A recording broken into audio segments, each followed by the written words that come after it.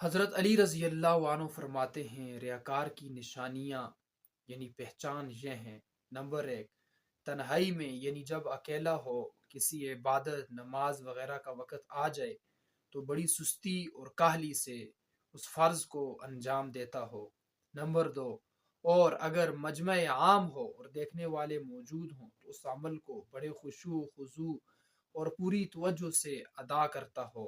Number تین، اس کے کسی عمل کی تعریف کی جائے تو اسے بار بار کرتا ہے۔